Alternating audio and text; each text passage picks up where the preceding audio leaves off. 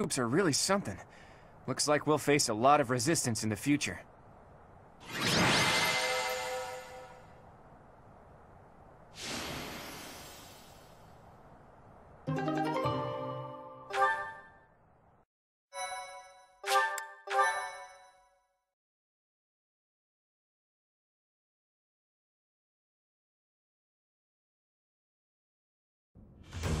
Phew, nice work. We won without much incident, thanks to all of you. Now the enemy knows we're on the move. What do you plan to do?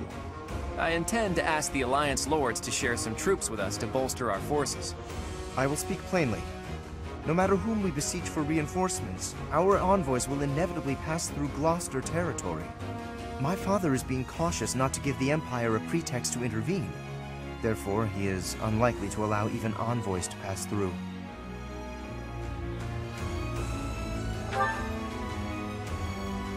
I guess I haven't told you yet, Teach. The kingdom isn't in a position to be sending anyone reinforcements.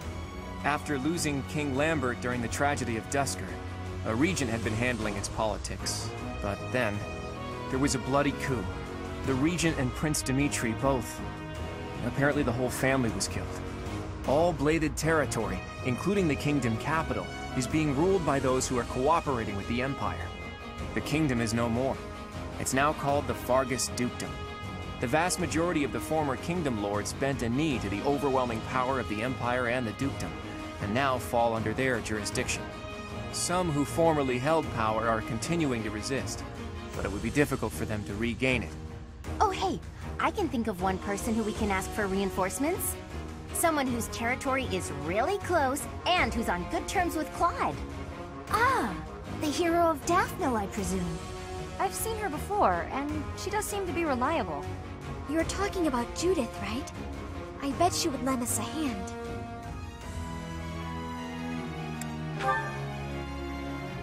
That's right, you've met her once before, Teach. She's a fearsome one-woman army. She did a lot for me, even before I was recognized as the heir to House Regan. I don't like the idea of owing her more than I already do, but given the current situation, sacrifices must be made. I'll reach out to her. As for the rest of you, prepare for our next battle.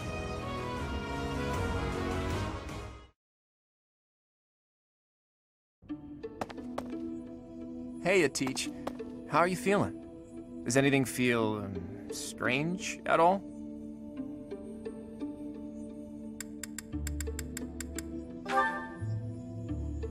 Well, you were asleep for 5 whole years after all.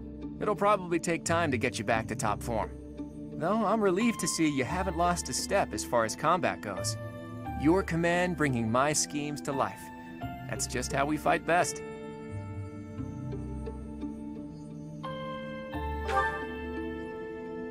Not yet, but there's no need to worry. That woman adores me. Once we've bolstered our forces, it'll finally be time to start taking decisive action. But I wonder, do you really think Rhea is still alive?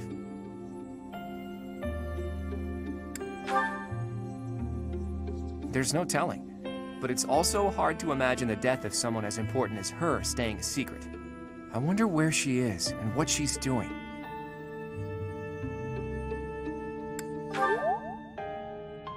That's a dangerous question, Teach. To be honest, I've given it a lot of thought. All I know is that I still have a lot of questions I need to ask her. About the true history of Creststones and Heroes' Relics, and the truth behind the legend of Seros and Nemesis. She has secrets. Too many of them for my comfort. Considering the state of the world, it's suspicious. You must be curious about what was done to you and what her plans were for you, right? And you never did learn about your mother, did you? None of our doubts will ever be cleared unless we hear these answers from Rhea herself. In that sense, I absolutely hope Rhea is still alive. But as far as Fodlan goes, I do wonder what a world without Rhea would look like. The majority of people in Fodlan believe in the Seros faith that Rhea preaches. That's why they accept the noble system as if it were the only option, and refuse to associate with those who believe in anything else. That closed-minded philosophy is the reason why Fodlan's throat is locked tight. But if you remove the Archbishop who strictly advocates that doctrine, that worldview is no longer an absolute. There's room for free thought. the leadership of the church would undoubtedly fall to you, and you would hold the power to change the shape of the faith, of the world. Then, for the first time, people would truly be free to think for themselves, to decide what's right and what's wrong. Honestly, I believe Edelgard is probably hoping to achieve something very similar. But her methods require too much bloodshed. That's not something the world can get behind. Anyway, the best thing we can do is find Rhea and hear what she has to say. Oops. I guess I've been going on for a while now. Sorry about that. You should get some rest.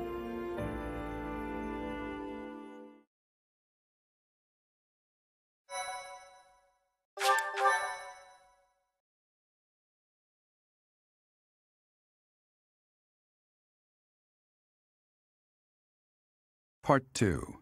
Verdant Wind. Pegasus Moon. Valley of Torment.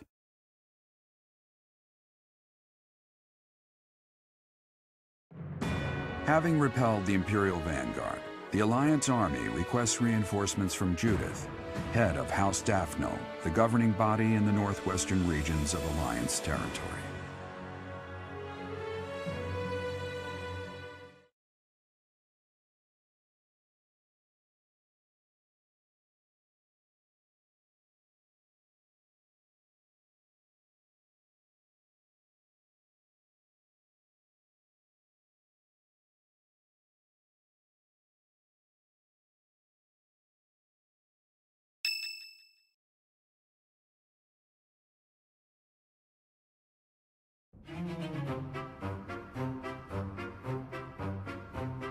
What? Not enough left for seconds? I'm barely half full! You eat too much anyways, Raphael. Supplies are running low, so you're just gonna have to deal with it. You've always been so level-headed, Cyril. Now that you've grown up, you're even more that way. Maybe it's just that the rest of you haven't grown enough. You could work harder at being reliable. I can't grow if I can't eat. I have some good news for my hungry friends. We got a reply from Judith. Mr. Leaderman has called a meeting about it. Hurry up, everyone. We finally received a reply from Judith. The hero of Daphnel has agreed to support us with soldiers and supplies. She's gonna give us food? She really is a hero. Maybe Raphael will simmer down now. Now, regarding where we're going to receive the delivery. As this is a request from none other than the leader of the Alliance, I wish that I could send troops at once. However, openly marshaling soldiers within my territory could provoke other members of the Alliance. Therefore, I will secretly gather troops in Aelel, the Valley of Torment. Will your group be able to receive the soldiers at this location? From there, it should be safe to return to the monastery by following the border between the Alliance and the Kingdom. Aelel is on the border between Daphnel territory and the Kingdom. It'll make sense when we get there, but it's a peculiar region. I recall there being a scary legend about it. In any case, if we use that valley, we shouldn't have to worry about being noticed by other Alliance lords. Aelel, the Valley of Torment.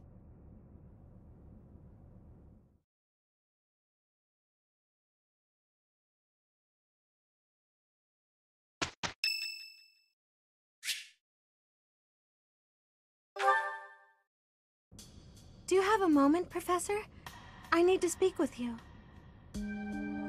Thank you so much. This is what I wanted to address.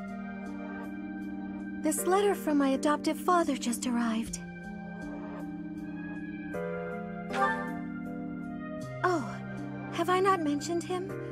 He's the reason I first came to the Officers' Academy. He's also the one who dragged me from the church where I was living, just so he could use my crest. My crest does not yet belong to a house, so he plans to use it as leverage to marry into the nobility. He's a very greedy man who was a roving merchant before adopting me, but now he's in the capital. This letter says that he's finally arranged to marry me off to a wealthy noble. I know he's just thinking of himself, but can't he see that this isn't a priority when we're at war?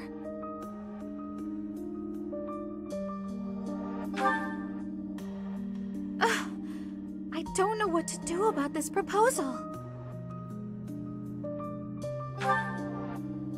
I can't see any way around it, so I fear that I must. I just don't want to let go of the life that I've made for myself. I know it's not what my heart wants, but I don't have the strength to say no. I believe I've mentioned this before, but I want to work in service of the church. Well, I suppose it doesn't necessarily have to be the church, but I want to help those in need. If I were to marry a noble, I think it would be difficult to realize that dream.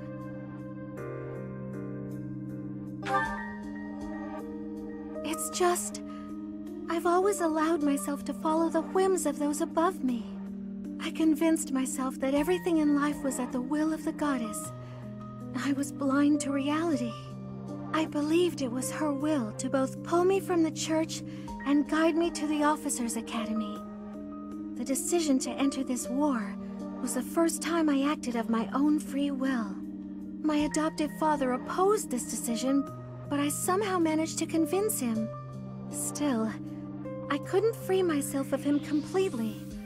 This letter is proof of that. It's not that I'm scared of him, but there is something that worries me.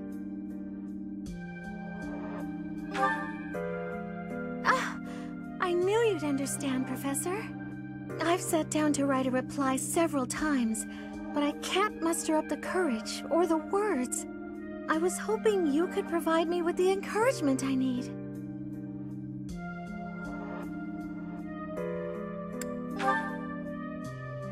That's a very good point. We're only given one life, so we must do all we can to pursue our happiness. Okay. I think that may have been just the push I was looking for. I'll tell him the truth, that I found a life worth pursuing, and I must decline the proposal. Maybe I should tell him I've fallen for someone else.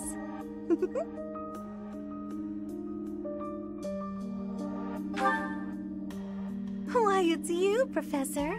Isn't that obvious?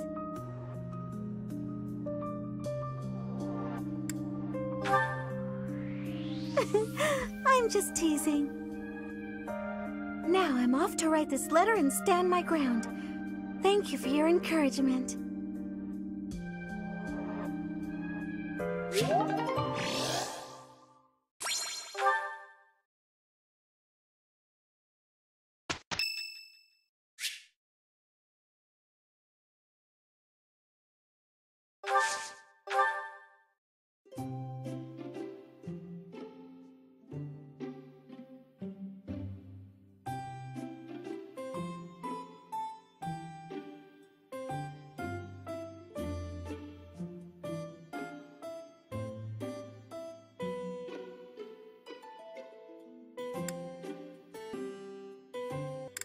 Favorite tea.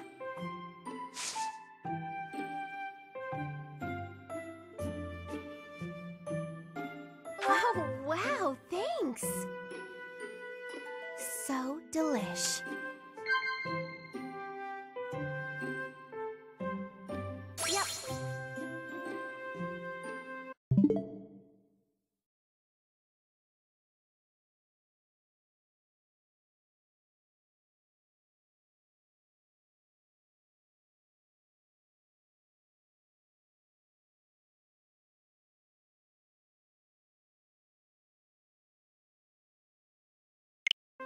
Yep.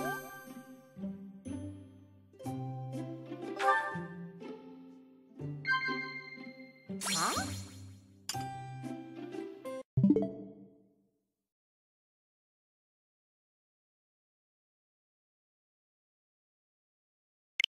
Yep.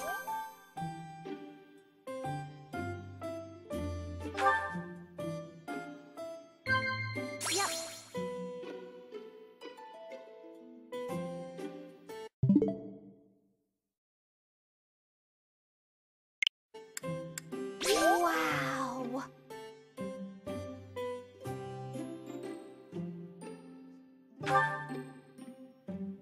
My mind keeps drifting today.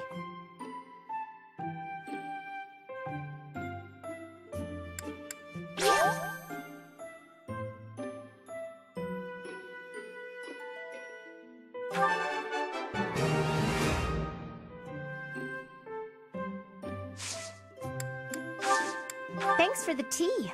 I hope you'll invite me again.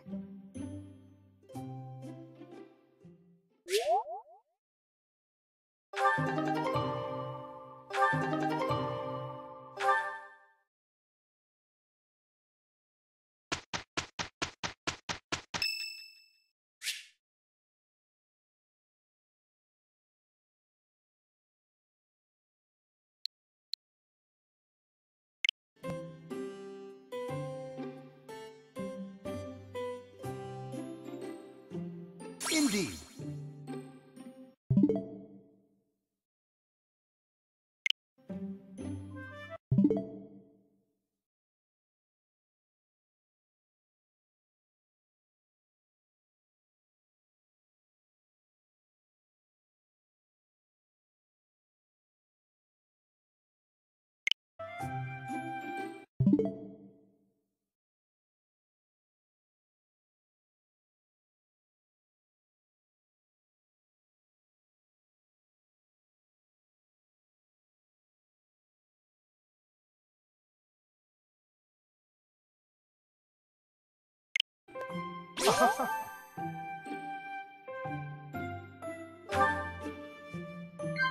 Indeed.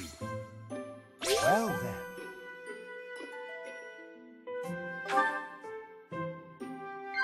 Indeed.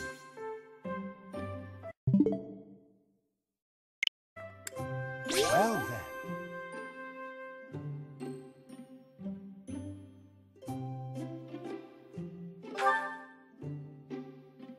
Since I have never found out the secret of your birth, I am exceptionally intrigued.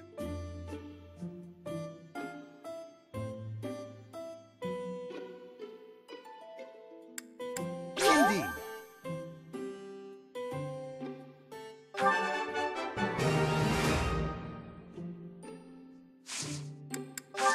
Thank you for a wonderful time, Professor.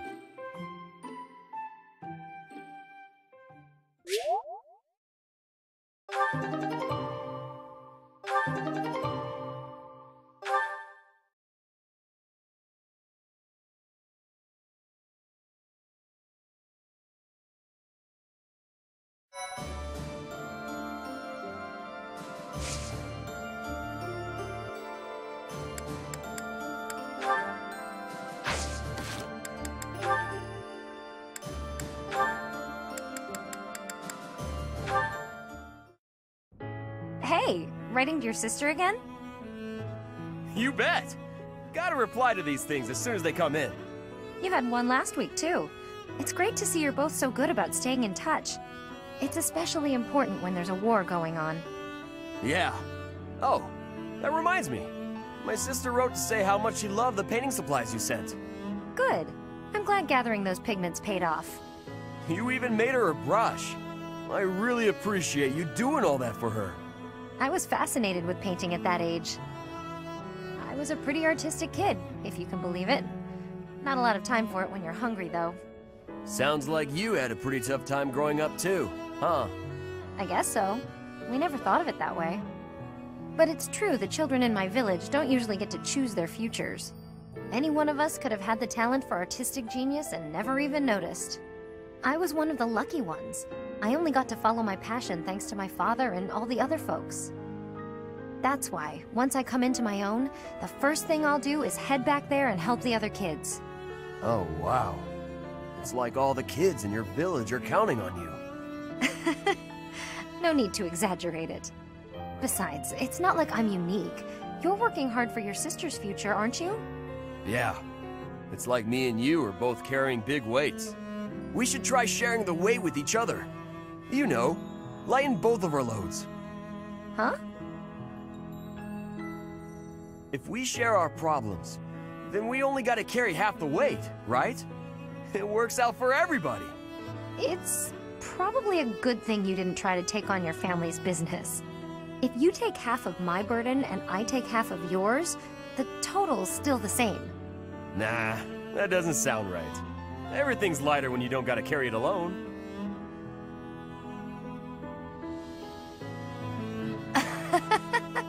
On second thought, you might be right. With the right attitude and the right partner to share the burden, maybe it is only half the weight. Now you're getting it! It's a waste of energy to struggle alone when there's someone who can help you. That's true. And I do hate waste, as you well know.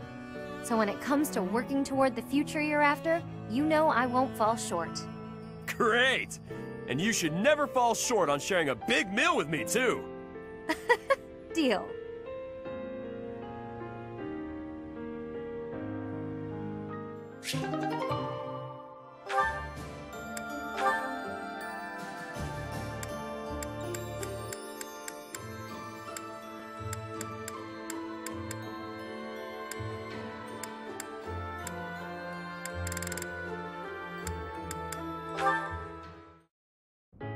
Mercedes, I have heard that you are the daughter of imperial nobility. Is that the case? It is. And you have a crest as well. Is that not so? Again, it is. Why did you not tell me? I was under the impression you were a commoner. I didn't mean to hide it from you, but you never asked. Besides, I am considered common now. I don't care to flaunt my noble past or my crest. I have no desire to return to that status. Then, if I may speak hypothetically a moment, does that mean that if a nobleman were to offer you his hand in marriage, you would decline? Not at all. That's a separate matter entirely. Even if I were to fall in love, regardless of their social status, I'm not looking to marry right now. What a relief. Forgive my rudeness. I am merely envious of your flexible outlook. It is a posture that I might very well adopt. Not to say that I hang upon your every word, of course. You mean in terms of love and marriage? Precisely. Status should be no impediment to love. But if you marry a woman who isn't a noble, then haven't you neglected your duty? Not exactly, no. What I said was that my marriage must benefit House Gloucester. So long as that holds true, the bloodline of my partner is actually irrelevant. For instance, if she bore a crest and was at one time considered noble... Well, now that doesn't sound flexible at all. How can you know if someone will benefit your family? Would you investigate her before allowing yourself feelings? That doesn't sound very noble of you. That is not what I... I'm sorry, Lawrence. I was only teasing. I'm sure your lack of tact is what women find so irresistible. Come again? Oh, nothing at all. I hope you do your family proud and fulfill your duty. Yes, I most certainly will.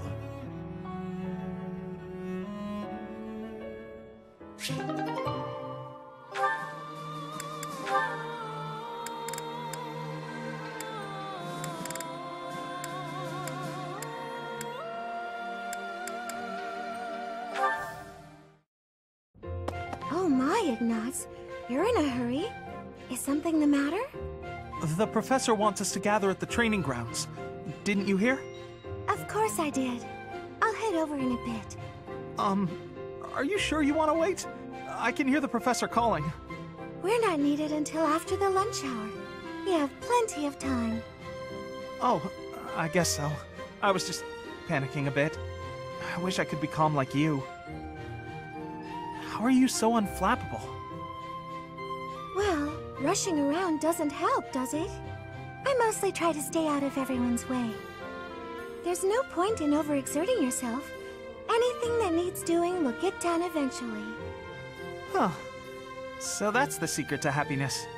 I suppose. But it's not nearly as philosophical as you make it sound. No, it's perfect. I feel like I don't quite fit in with other people. So in situations like this, where I have to talk to someone, I panic a little. Please, teach me how to be as calm and collected as you are. Honestly, Ignaz, you're making this out to be much bigger than it is. I mostly just don't pay attention. Being like me is more trouble than it's worth. But you always seem so happy. I'm sorry. There's no need to apologize. Come on, let's head to the training grounds. I may slow you down, though. All right. You don't have to rush. But I'm going to anyway. See you there. goodness! Don't strain yourself.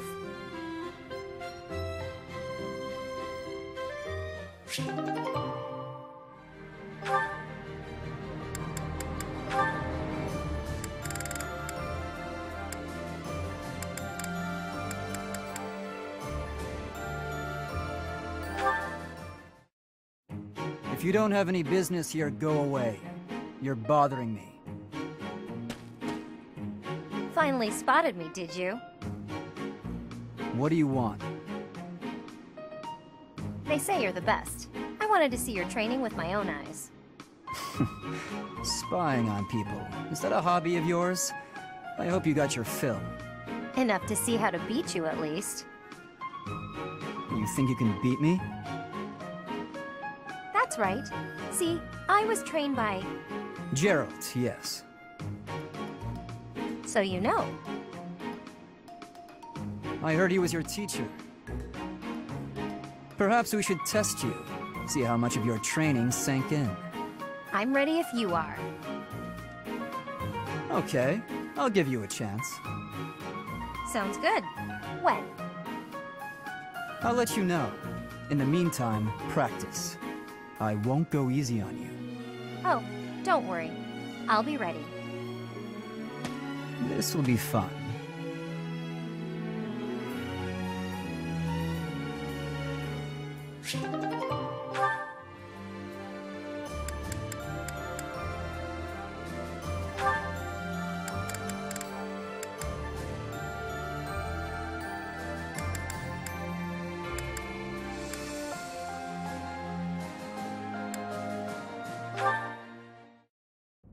Ah, there you are. I just checked your room, but obviously you weren't in there. Oh, you didn't break the door down again looking for me, did you? Of course not. I'm not unreasonable. I just wanted to discuss something with you. Discuss? Is that really all? Okay, I can handle that. Firstly, I'd like to apologize for breaking down your door. I'm sorry. It was perhaps a bit rash. There was a period of time, quite a while ago, when I acted much the same as you. I spent many hours locked away in my own room. You did? Really? Really? Because I understood where you were coming from, I knew I had to intervene. At a moment's notice, all you care for could be swept away. At that time, is it better to have wasted your energy hiding away? Or better to have spent it honing your skills so that you can lend a hand? But even if I did train, what's the point? It's not like it would do much good. Don't speak so disparagingly of yourself. It doesn't help things. You have plenty of strengths. No, you think so? Just look how quickly you sprint back to your room, for example. With more practice, I have a feeling you could outrun most anyone. You're also exceedingly talented in the arts. Surely there's a creative way to apply those talents on the battlefield. Stop wasting your breath and energy on putting yourself down. Just try your best. I'm not giving up on you. You have so much power in you, just waiting to be unleashed. You really believe all that? That's so nice. All right. For you, Ingrid, I'll do it. Excellent. Let's be on our way. Hey, wait! What are you doing? I didn't agree to this! Put me down! Do you have to be so bouncy? That got us here much quicker, don't you think? Let's begin. Let's warm up by sparring. Oh, stop, please! I surrender! Giving in so soon? There's no such thing as surrender on the battlefield.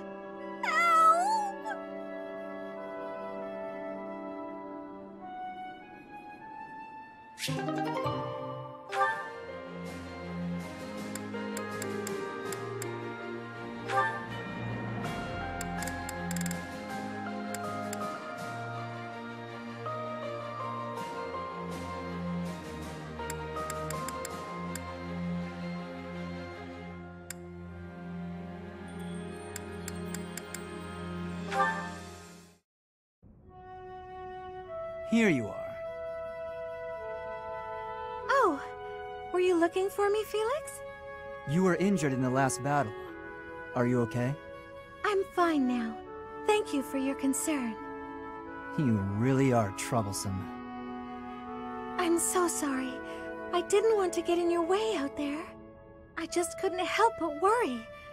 I was only trying to keep an eye on you. What are you even doing on the battlefield? You endangered yourself and got hurt. Such a stupid thing to do. Yes, of course, you're right. I have no excuses. If you intend to carry on being such a fool, you'd best stay near me. Are you sure? I'd hate to get in your way again. You can, Hmm? You can keep thinking of me as your little brother. And that'd be better than going through this again. But I thought you didn't like that. Didn't you say you were fed up with it? I am fed up with it. I've already spent years filling in for someone who's dead. My older brother inspired love and respect. He was a great knight. He died. Since his death, his memory has followed me around like a shadow. Oh, I didn't know you had a brother too. I don't let my personal feelings distract me on the battlefield. Still, do I really remind you of him? Well, you don't look like him, but something about you feels so familiar. It just makes me want to protect you. That's not to say that you're incapable or unreliable or anything like that. In fact, it's quite the opposite. You're the one who just came to check on me. You need to pay attention to your surroundings. You're reckless. Lives are at stake, including mine when I have to run over and save your skin. Yes, I'll try to be more careful. Thank you for being so kind, Felix.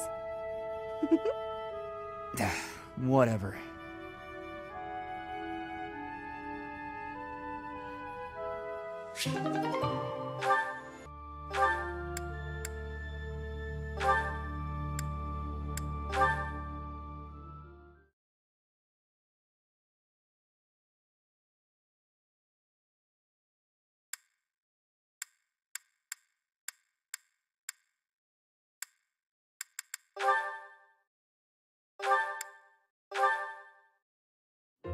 You're certainly not going easy on me. You fight like a mercenary, not a knight. You hunger for victory, pure and simple.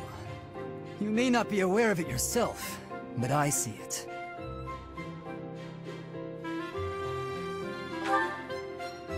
Indeed. Knights ought to have some hunger. I've always thought so. They depend too much on their swords. Only when they're wrested away do knights consider their hands and feet as weapons. That's not how it was for warriors of old. They weren't limited by their tools. Victory is what matters, not the method of achieving it. That's the attitude to adopt. I detect that in your style. It is plain to see. You may take it however you like. I believe the difference between us lies within that hunger. But where does it come from? From the start, I was aiming to win. Yet I couldn't defeat you. Then I remembered something you said before.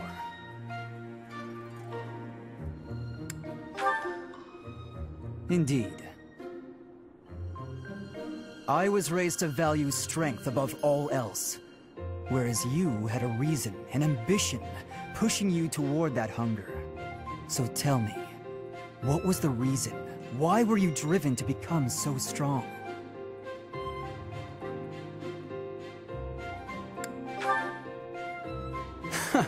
Spoken like a knight. That's not what I would have expected. So that is the source of your hunger. I suppose I must find my own.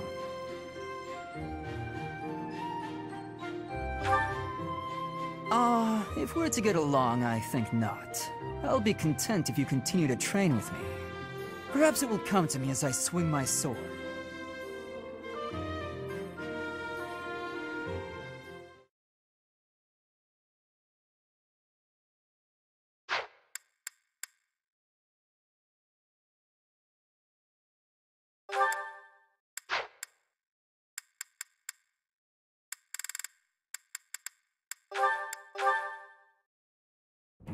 You. What did I do? Am I in your way? I'm in your way. I know, I get it. I'm sorry. I can't stand the sight of me either. I never said that. Stay right there. You're always running away. You must really find me irritating. Irritating? I know. I completely... What? No, I mean, I know I'm irritating, but... Huh? Stop. Do you remember when you came up behind me and knocked the sword from my hands? I need you to teach me that technique. Sword? Teach? Technique? That's a joke, right? Because that's just about the most ridiculous thing I've ever heard. Maybe so, but I saw you do it. You don't remember? You moved like a flash, and before I knew it... Nope, wasn't Bernie. You must have dreamed it. Unless my accuser dares to produce some evidence. Yes, evidence. I still have your satchel, see? Oh, my satchel. Wait, that? No, that's not mine. You can't prove it's mine. You know it's yours. I'm innocent, I swear. Merciful Zero, save me! This is getting nowhere. But, maybe I should corner her like last time. Then she'll use the technique without thinking.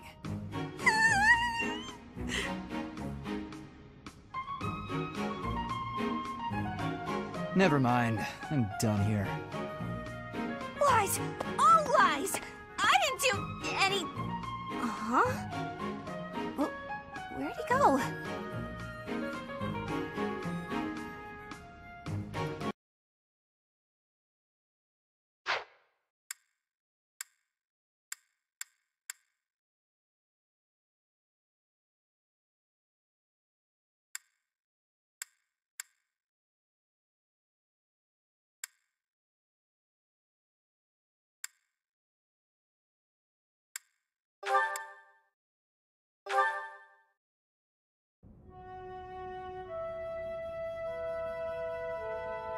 Hello?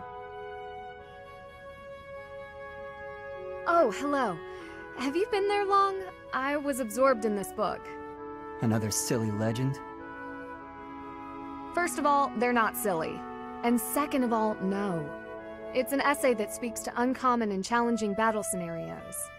I've been researching such things since you proposed your unique strategy. Listen to this. Your commander gives orders that put your hometown in extreme danger. Do you carry out the orders, or protect your hometown? What nonsense. I was talking about real-world tactics, not some dumb ethical question. Whatever your personal feelings on the matter, I see similarities between such tactics and these dumb ethical questions. I haven't read beyond this one, but I think the obvious answer is to follow your commander. The duty and pride of being a knight demand that you follow orders, regardless of your own feelings. But if I were put in such a position, I don't know how I'd fare. In fact, were someone to carry out those orders, I know that I'd attempt to stop them. Stop bothering with all this. You're not meant to be a knight. Go find a husband. Excuse me? You heard me. I know you hate the ideals of chivalry and pride. So much so, you prefer to escape your duty as your family's heir. You have no right to criticize me for my ideals. Perhaps not. At least I know not to heedlessly obey orders. I know not to romanticize blind obedience. My brother taught me to think for myself. Don't you dare bring Glenn into this. You're right. Forget it.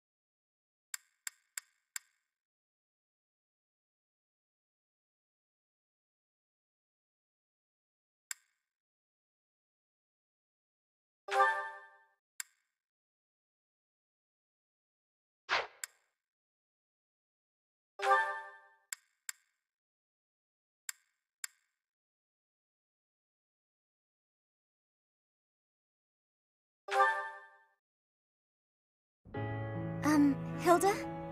I wanted to thank you for helping me in the infirmary. I brought you these pastries. Ooh, thanks. I'll put some tea on. Have a seat. That sounds lovely. But I also wanted to apologize for always causing you such trouble. It's no trouble. No trouble at all. Everything tastes better with friends, don't you think? I give you help, you give me sweets, we have a little tea party. It's a good arrangement, I'd say. I'm used to it now, so if it changed suddenly, I would feel disoriented. I suppose if you're enjoying yourself, then it can't be that bad. Sure. You don't seem to mind listening while I gab, so I'm enjoying myself plenty. But do let me know if I'm too boring. No, you're not boring at all. In fact, you're, very good at talking. You're also good with your hands. You can clean and organize better than almost anyone. I envy you. Oh, stop. I'm blushing. I'm not as great as all that. We're both a lot different on the inside than we look on the outside, don't you think? How do you mean? People who see you think you're so proper, but you're actually clumsy. That's why I help you, because there are some things you just can't do. I'm sorry you always have to clean up after me. I didn't say I hated it. In fact, you've taught me a few new techniques I can use to persuade people. Maybe I'll start imitating you a little bit. I'll do the Marianne. That sheepish, sorry, and those quavering downcast eyes. But that might not work as well for me. People would probably assume that I'd hit my head. Oh, well... Aw, Marianne laughing at me. So rude and yet so adorable. I'm so sorry. I just can't help it. When I imagine you doing those things, Yeah. It's rather un-Hilda-like, I'll admit. Okay, that's enough laughing. I'm so sorry. Hey, are you all right? That tea's hot, Marianne. Be careful. Yes. Oh, ouch, hot. Come on, what did I just say? I know, I'm sorry. Ow, hot. Oh boy, a real steady hand, that Marianne. It's nice to see her laugh. Sure, she was laughing at me, but how can I get mad when she looks so dang cute?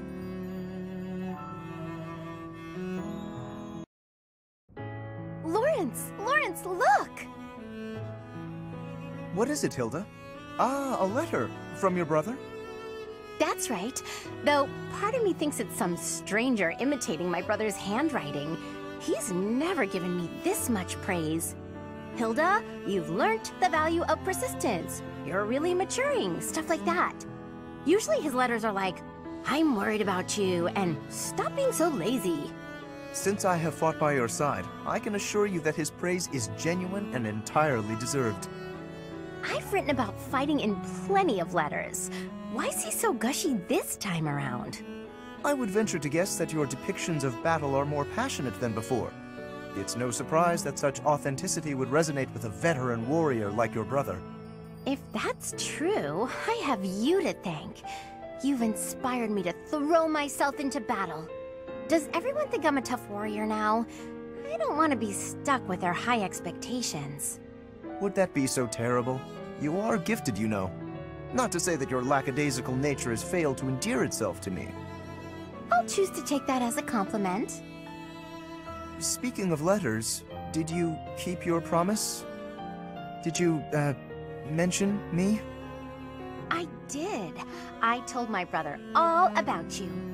I said you were a uniquely gifted leader who could inspire people to be their best selves.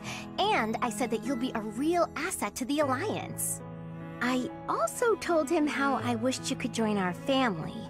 He responded that he'd be honored to call you his brother. Truly? Oh, to have such a valiant brother would be beyond my wildest expectations. Lawrence? You know what I mean about you joining our family, right? I believe I do. And I confess, if I am correct, that the same thought has preoccupied me as well. But you must forgive me. Now is not the time.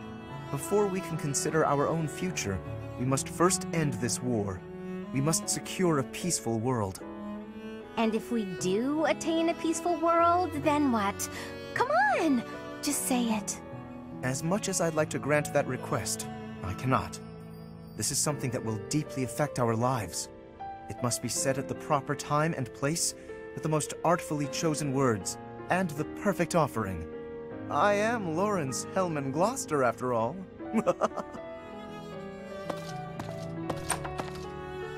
I'm not usually one for waiting around, but maybe I'll make an exception in his case.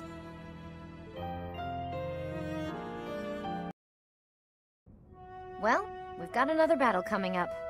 What do you think of our chances? Winning is always the goal. At any rate, I've done everything I can to prepare. That's the right attitude. I'm sure they're doing all they can on their side, too. I don't doubt it, but however strong they are, it's no more than a Fodlan concern. Who knows how far this world extends beyond the boundaries of Fodlan? Talk of strength or weakness doesn't amount to much when it's only in relation to a tiny corner of the world. Guess you're right. Thinking about it like that, even this war seems like a storm in a teacup. Exactly. It's nothing more than an internal quarrel amongst the people of Fodlan. Typical laid-back Claude. I always like talking to you. Your perspective on the world is so refreshing. Things I thought were obvious turn out not to be. The way you think, that changes the way you see things. Common sense never tells the whole story. It's similar to what we were talking about before, about how you need to doubt yourself first. True enough, but where did you get these ideas? That perspective of looking past the walls of Fodlan, when it's all we can see in front of us. Do you really want to know? I do. But I'm afraid now isn't the time. When this war is won, I'll tell you all about it. It'll be easier for me to show you than to tell you. Show me. Are we going somewhere? It's quite a distance. You'll start to appreciate how big the world is if you go. Sounds eye-opening. I'll look forward to it. Can we call it a promise? Yes, it's a promise. But first, let's win this war and leave it far behind us.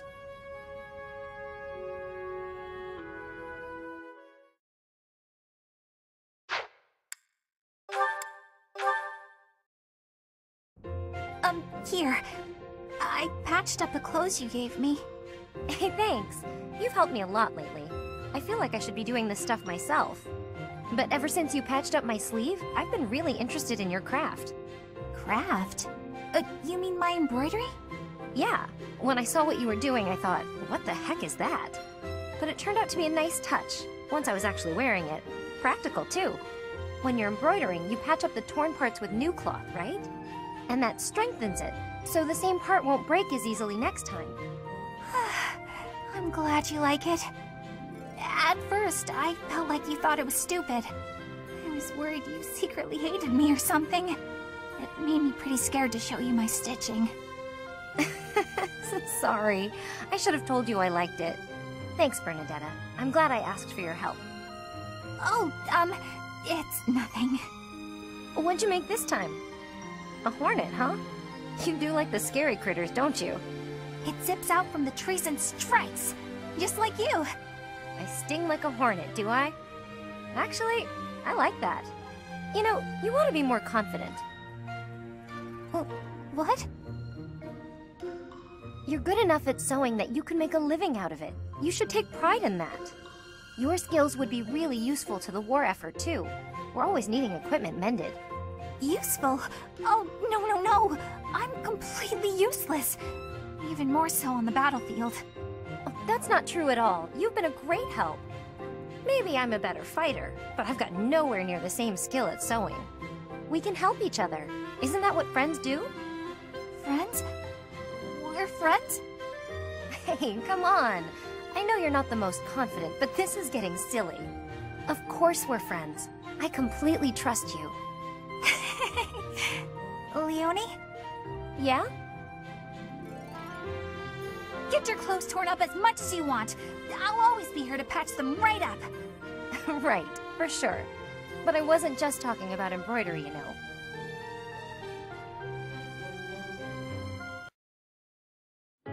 I can't believe how long it's been since I left home. Since I was dragged out of the house, I mean. 5 whole years. It's weird to think about.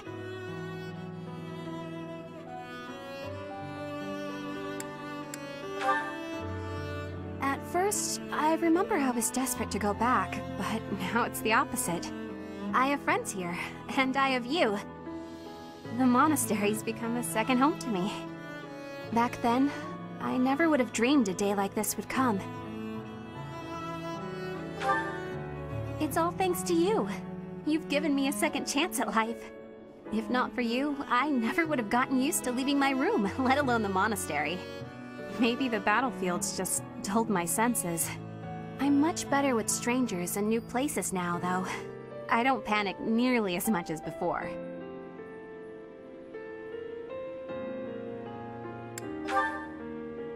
What? Independent? As in, alone? That sounds like a tough assignment. Where did this come from all of a sudden? Hey, hold on. You're teasing me, aren't you? Please don't joke around like that anymore. It's torture for me. You're still not taking me seriously. I mean it. Promise me you won't do that again. Friends respect each other's feelings, don't they? Good. I'll hold you to that. You're absolutely not allowed to send me out anywhere on my own. Got it? You would need to come with me. If you're with me, I can go anywhere in the world.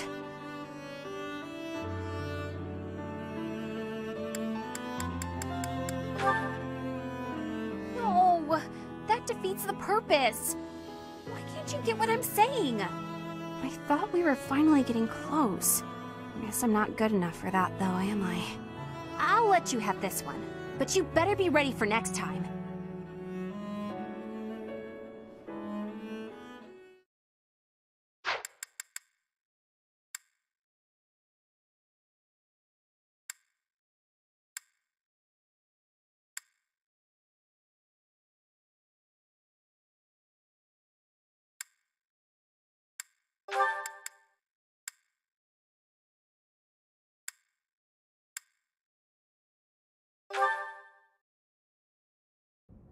I'm so sorry, Professor.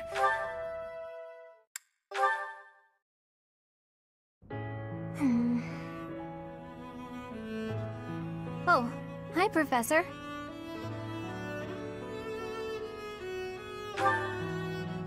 Do you remember what we talked about before? About doing my best to not do my best? Well, I've been pretty busy recently, and despite my best efforts, I've been trying way too hard. I was busy all day yesterday with training and work. I just couldn't help myself. That's why I decided to take a day off today. It's just, now that I have a day off, I don't know what to do with myself. Please, you have to help me. What should I do?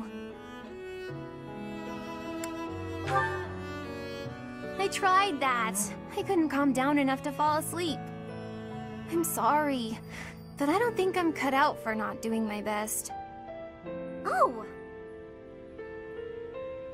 You're a professor. You must know some secret technique for deep relaxation, right? If you do, please teach me. I'm begging you. I'm at my wit's end.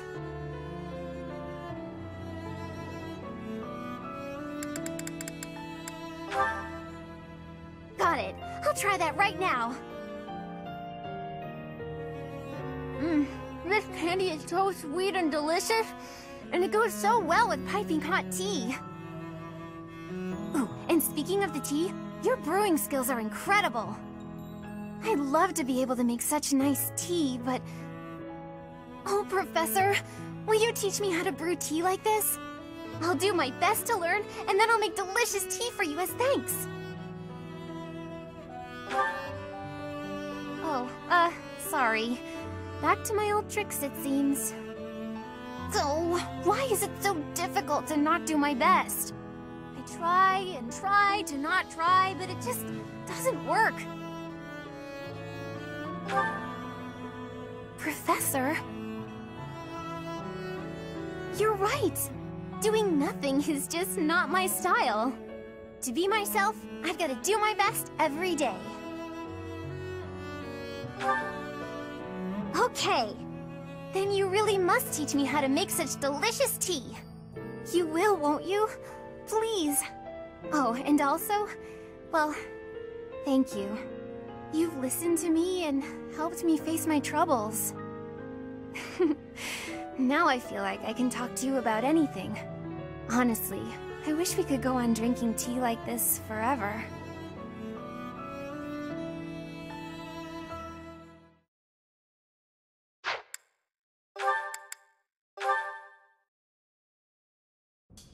Apologies for bothering you so late. I just really wanted to speak with you. Thank you. You see, I've been feeling conflicted about my future. It may seem petty to worry about such things in the middle of a war like this. This isn't something I open up about with many people. Feeling such a sense of inner turmoil while a war rages on, and others are fighting with all they have, well, it feels a little selfish. The truth is, I've wanted to be a knight ever since I was a small child. Not just any knight, like one you might find serving within the castle guard, but a true knight, one serving a master. However, my father has always had different plans for me. He wants me to marry, for the benefit of the Galatea family. Defying my father feels wrong. I've seen how he's struggled over the years. His burden has always been far greater than any I've had to bear myself.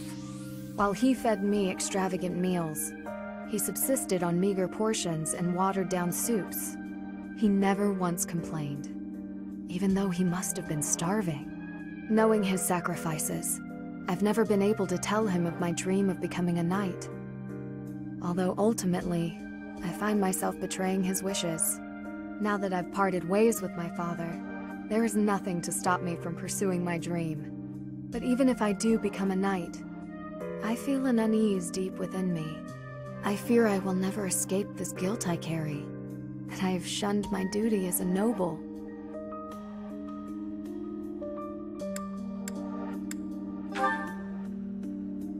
To follow both my dream and my duty? I had never considered that as an option. Perhaps there is a way. Even with the academy days long behind us, you're still a professor through and through. Always listening to others' troubles and offering up your wisdom. I really am grateful for all that you do for us, Professor. I hope you'll always be here as a guide to everyone. I know I myself would appreciate that deeply.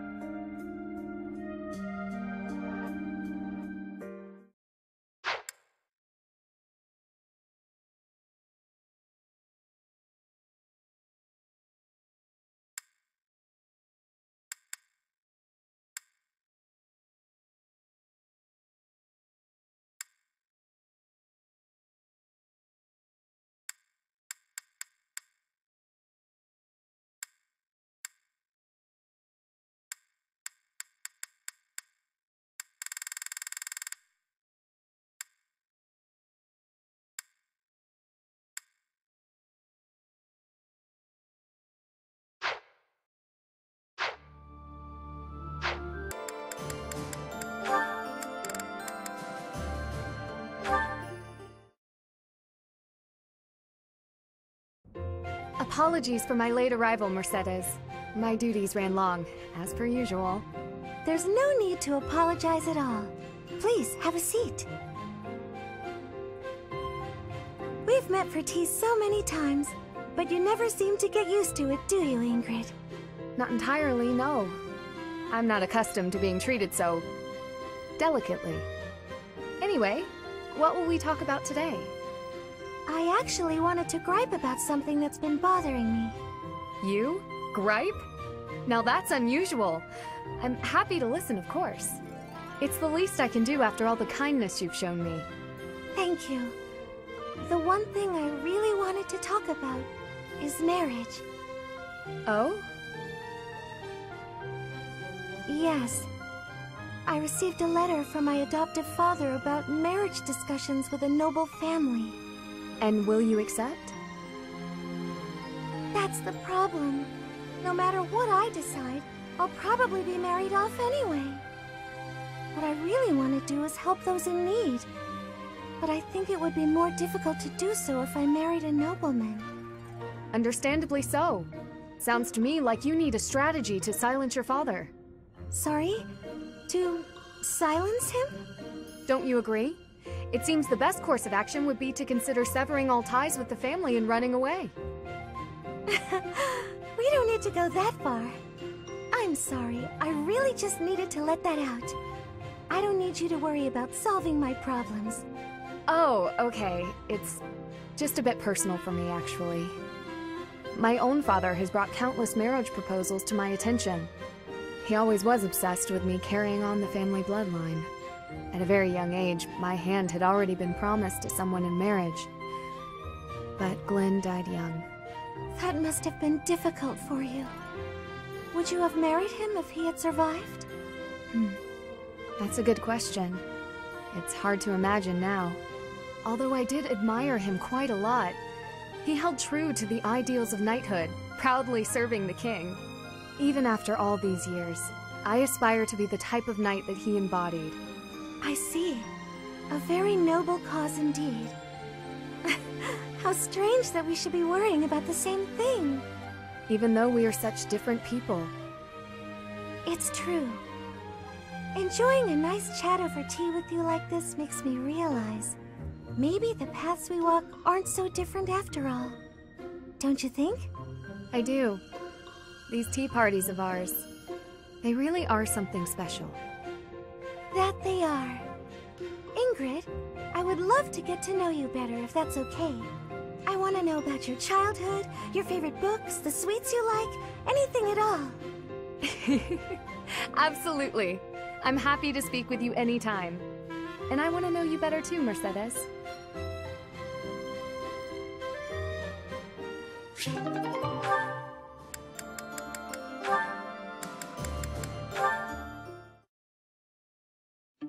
Okay, Mercy. This time we're gonna be really good and get the supplies with no detours.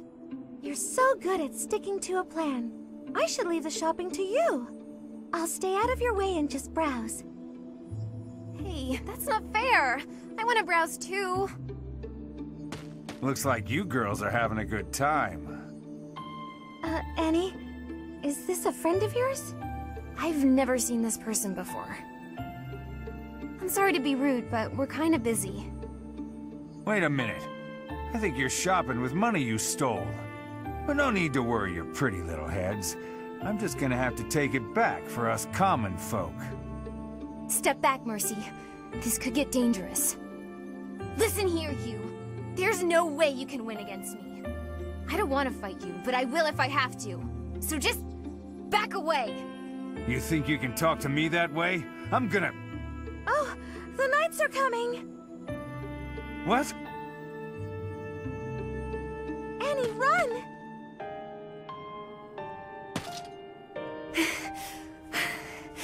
This is far enough. We should be safe. I hope so. But what were you thinking? That sort of behavior isn't like you at all. I thought you were in danger, Mercy. You're actually blaming me for this? It's like I don't even know you anymore. Mercy! I was just trying to protect you.